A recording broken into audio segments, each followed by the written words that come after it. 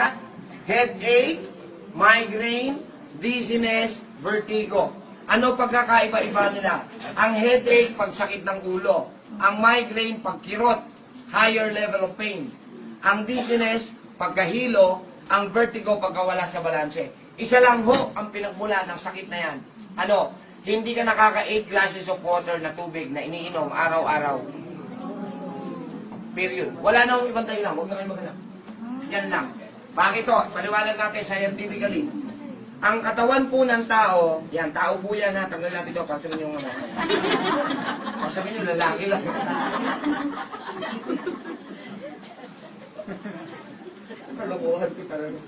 Ang katawan po ng tao, 70% tubig ang laman. Ang brain natin, 80% tubig ang laman. Every time na nagsasalita po tayo, bumababa po yan. Nagre-reproduce tayo sa saliva. Pag pinawisan, bababa. Pag umihi, bababa. Pag dumumi, bababa. At pag may bisyo ka, doble ang baba. Kailangan ma-replenish mo yung nawalang tubig. Tama o ba? Para maibalik mo sa 70. Question. Para ma-replenish mo yun, kailangan daw nakakawalong basong tubig ka at least in a day.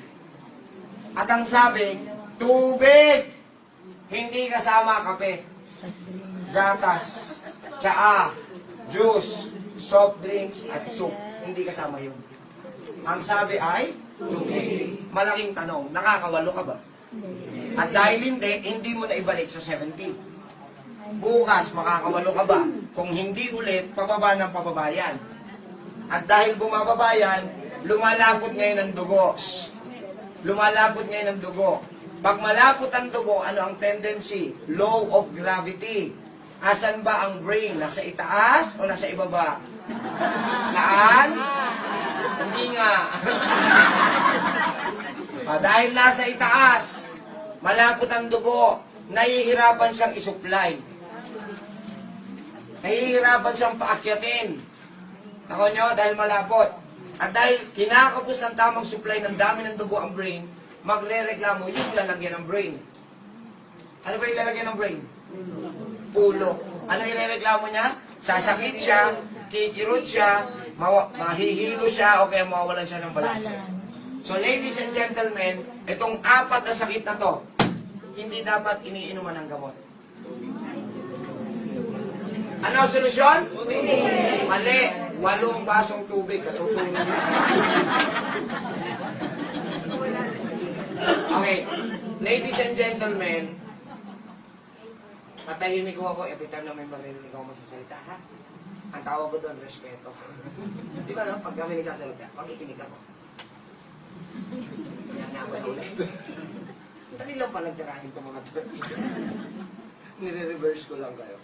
Okay, ladies and gentlemen, ang kaisa-isang nilikha ng Panginoon na pwedeng irin ng tao ay tubig.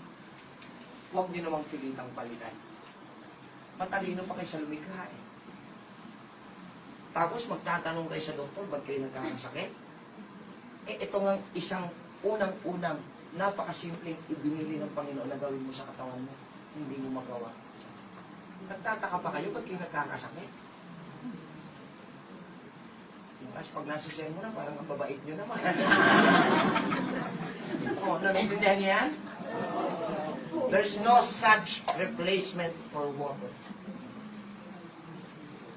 Ngayon, alam niyo na, ba't kayo may sakit? Alam niyo na? Uwi na, sige na. Maligo. Naintindihan niyo? Ganon ka-importante ang tubig. Huwag niyo namang palitan. Alam niyo, naiinis ako dahil may naririnig pa ako nagre-reklamo dyan. Eh, doon ang hirap inumin yan, ang dami, nakakalunod. Pag ininom mo yan ng isang upuan, lunod ka talaga. Eh, ang sabi, within a day. And that means, within 24 hours. Hindi ba kayo nagtataka, biglang nagsulputan ng mga dialysis center sa bansa natin? Bakit? Eh, itong simple hindi nyo magawa eh.